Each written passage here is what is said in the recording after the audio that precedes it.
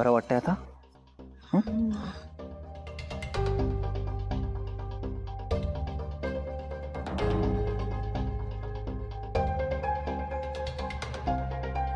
ताईला बघा ना कशी चक्कर आली. मला वाटतं ना त्याने काम करण्याची सवय नसेल म्हणून चक्कर आली असेल. ताई खूप चांगल्यात नाही, पण निवडणुकीला उभं राहायचं म्हणजे कसं अंगाने खमक असलं पाहिजे. आता काय होणार आपलं काय माहिती.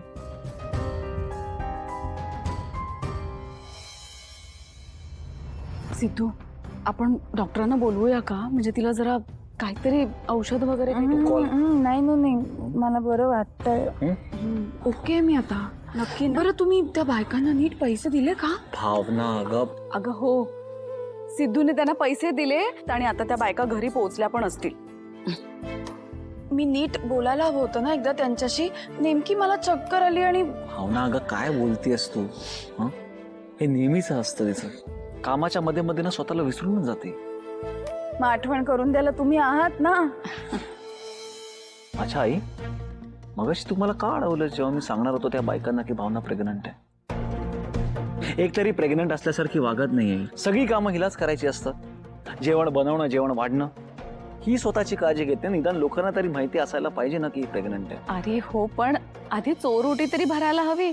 जोपर्यंत चोरोटी भरली जात नाही तोपर्यंत बाहेर कोणालाही सांगायचं नसतं. त्यामुळे आधी चोरोटी भरायला हवी.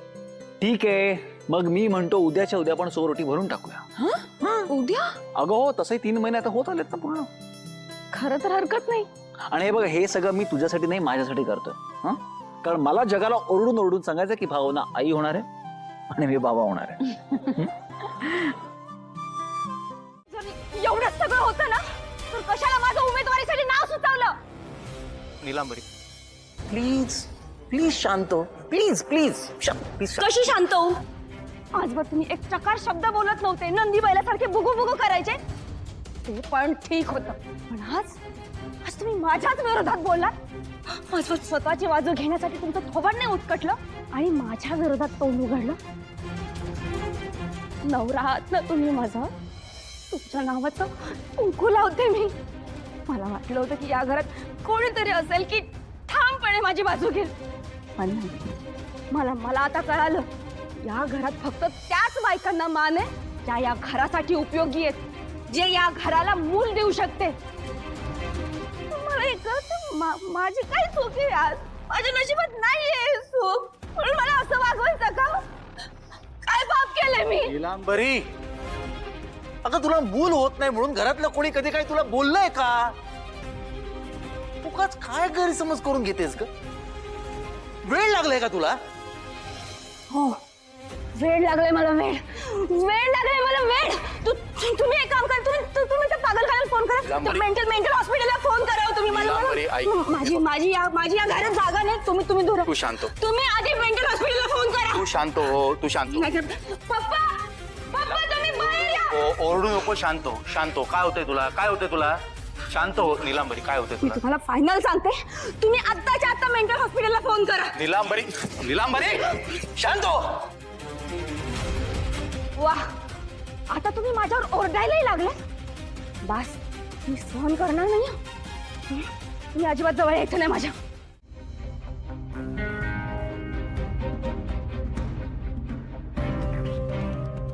जानू अजून ऑफिसला कशी आली नाही? कॉल करून बघतो.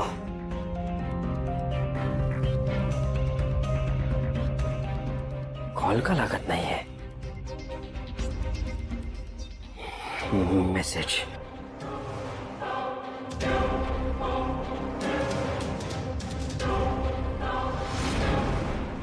जानू, कुठे आहेस तू? आणि ऑफिसला का आली नाहीस? ओके आहेस ना? व्हॉट? मेसेज का सेंड होत नाहीये? Single tick. कुठे असेल जानू? जयंतने काही केलं तर नसेल ना? Oh shit.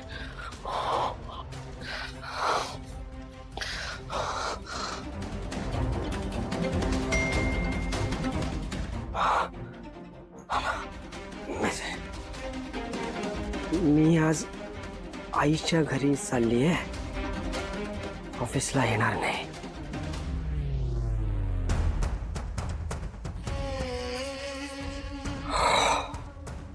ओके.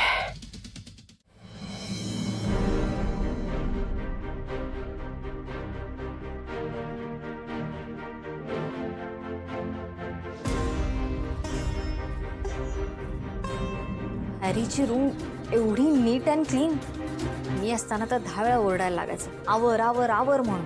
शेवटी मलाच आवरायला लागायचं. हा कसला आवरतो, आईंनीच आवरला सांग. नाही हा ग, आईंनी नाही, हरीश भाऊजींनीच आवरली आहे सगळी रूम. सिंचना, एक सांगू, हरीश भाऊजींना खरंच खूप आठवण येते ग तुझी. त्यांनाही करमत नाही तुझ्याशिवाय.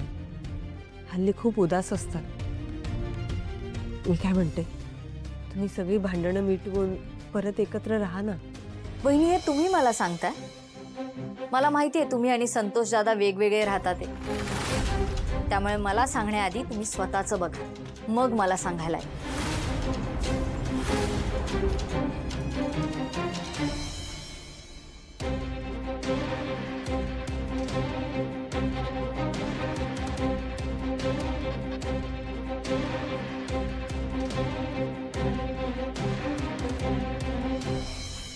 नीट अँड क्लीन काय?